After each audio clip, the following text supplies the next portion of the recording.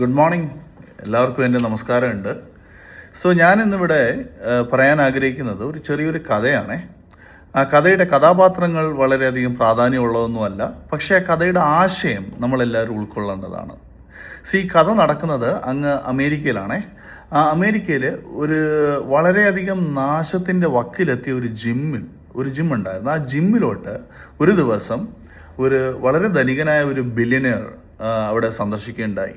അദ്ദേഹം വന്ന ഉടനെ അദ്ദേഹം ചുറ്റുവട്ടമൊക്കെ നോക്കിയപ്പോൾ അദ്ദേഹം കാണാൻ സാധിച്ച എന്താണ്, പൊട്ടിപ്പൊളിയാറായ മെഷീൻസ്, മെയിൻ്റനൻസിൻ്റെ വക്കിലെത്തിയ ജിം, അതിലെ ഒഴിഞ്ഞു കിടക്കുന്ന ഫ്ലോഴ്സ്, ഇതെല്ലാമാണ്.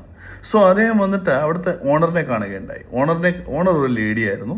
ആ ലേഡിയുടെ അടുത്ത് ചോദിച്ചു, എന്താണ് ഇവിടെ നടക്കുന്നത്, എത്ര മെമ്പേഴ്സ് ഉണ്ട്, how many members are there in your gym and how many are coming regularly and what is the subscription fee which you are charging? എത്രയാണ് നിങ്ങളുടെ സബ്സ്ക്രിപ്ഷൻ ഫീസ്, അല്ലെങ്കിൽ എത്ര പേര് ഇവിടെ സ്ഥിരമായിട്ട് വരുന്നുണ്ട്, എത്ര പേരാണ് നിങ്ങളുടെ മെമ്പർഷിപ്പ് എടുത്തിരിക്കുന്നത്, ഇതെല്ലാം ചോദിക്കേണ്ടായി.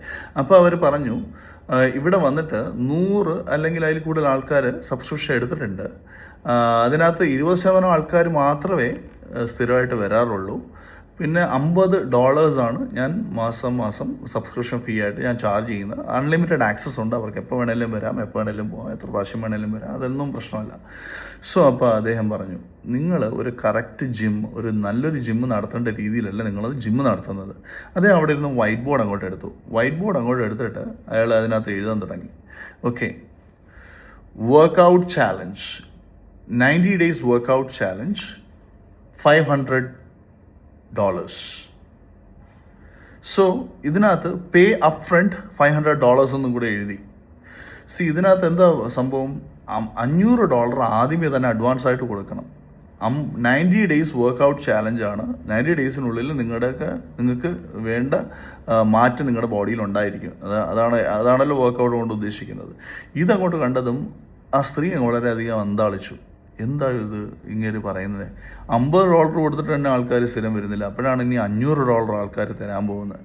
അവർക്ക് അത്ര വിശ്വാസം വന്നില്ല. അപ്പോൾ അദ്ദേഹം പറഞ്ഞു, അവിടെ ഒരു കണക്ക് ഇട്ട്, $50 നിങ്ങളിപ്പോൾ ചാർജ് ചെയ്യുന്നത് 100 പേര് തന്നെ തന്നെന്ന് വിചാരിക്കുക, 100 × 50 $5000 മാത്രമേ ആവുന്നുള്ളൂ ഒരു മാസം. പിന്നെ നിങ്ങളുടെ മെയിൻ്റനൻസും കാര്യങ്ങളും ഒക്കെ മാറ്റി നിർത്തിയിട്ട് നിങ്ങൾക്ക് അതിനകത്ത് ലാഭമൊന്നും കിട്ടുന്നില്ല. അതാണ് നിലവിൽ നടന്നുകൊണ്ടിരിക്കുന്നത്. നേരെ മറിച്ച് നിങ്ങൾ ഒരു 20 പേരാണ് നിങ്ങളിതിനകത്ത് നിങ്ങളുടെ ഇപ്പോൾ പ്ലാനിൽ ജോയിൻ ചെയ്യാമെന്ന് വെക്കുക. അപ്പോൾ ഈ 20 × 500 ദാറ്റ് ഈസ് 10,000. അപ്പോൾ തന്നെ നിങ്ങൾക്ക് $10,000 വന്നു കഴിഞ്ഞു. കുറച്ച് ആൾക്കാരെ മാത്രം നോക്കിയാലും മതി. അത് കണ്ടതും അവർക്ക് വളരെയധികം സന്തോഷം തോന്നി. Why can't I work this out? അവർ ആ ഒരു പ്ലാൻ വർക്കൗട്ട് ചെയ്യുന്നതിനെക്കുറിച്ച് ആലോചിക്കുകയുണ്ടായി. പലവരും കംപ്ലൈൻറ്റ് പറഞ്ഞു, ചിലർ നിർത്തിയിട്ട് പോയി. ഓക്കെ, അതെല്ലാം അവർ മൈൻഡ് ചെയ്തില്ല. പക്ഷേ 20 തൊട്ട് 22 ആൾക്കാർ സ്റ്റേ ബാക്ക് ചെയ്തു. They were so committed, they said okay we will do it. And ആ 22 പേര് പിന്നെ വൺസ് കമ്മിറ്റഡ് ആയതിനു ശേഷം they can't say any excuses, അല്ലേ, ഒഴിവുകളൊന്നും പറയാൻ പറ്റത്തില്ല. അവർ സ്ഥിരമായിട്ട് വന്നേ പറ്റത്തുള്ളൂ. സ്ഥിരമായിട്ട് വർക്കൗട്ടും ചെയ്യാൻ തുടങ്ങി. അപ്പോൾ ഇവർ സ്ഥിരമായിട്ട് വരുന്നതിൻ്റെ ഫലമായിട്ട് എന്താണ് പറ്റി, അവർക്ക് അവരുടെ ഡിസൈർഡ് ആയിട്ടുള്ള ചേഞ്ചസ് അവരുടെ ബോഡിയിൽ കണ്ടു തുടങ്ങി. ഇത് വളരെയധികം വലിയൊരു പരസ്യം തന്നെ അവർ ഇതിന് കൊടുത്തു. നമ്മുടെ ജിമ്മിന് കൊടുത്തു. ഒത്തിരിയധികം ബാച്ചസിൽ ഇവർ അടുത്ത മാസം തൊട്ട് ആൾക്കാരെ ട്രെയിൻ ചെയ്യാൻ തുടങ്ങി. 3, 4, 5 ബാച്ചസ്, 20 തൊട്ട് 25 ആൾക്കാരെ വെച്ച് 3, 4, 5 ബാച്ചസ്. ഏകദേശം $50,000 തൊട്ട് $60,000 വരെ അവർ മാസം സമ്പാദിക്കാൻ തുടങ്ങി. ഇതിനകത്ത് നമ്മൾ മനസ്സിലാക്കേണ്ട കാര്യം എന്താണെന്നാണ്, നമ്മൾ കാലത്തിനനുസരിച്ച് നമ്മുടെ ചിന്തയ്ക്ക് മാറ്റം വരണം. നമ്മുടെ ചിന്തകൾ അതിനനുസരിച്ച് അപ്ഡേറ്റഡ് ആയിരിക്കണം. ഡിജിറ്റൽ ഇറായിൽ ഡിജിറ്റൽ വിപ്ലവം നടക്കുന്ന ഈ ഒരു സമയത്ത് വ്യാവസായിക വിപ്ലവം നടന്ന ഒരു കാലത്ത് ചിന്താഗതിയും വെച്ചുകൊണ്ട് നമുക്ക് ഇരിക്കാൻ പറ്റത്തില്ല. ഒരു ബിസിനസ്സും അത് വെച്ച് വർക്കൗട്ട് ചെയ്യാൻ പറ്റത്തില്ല. ഓക്കെ, നമ്മുടെ ചിന്തകൾക്ക് മാറ്റം ഉണ്ടാവട്ടെ.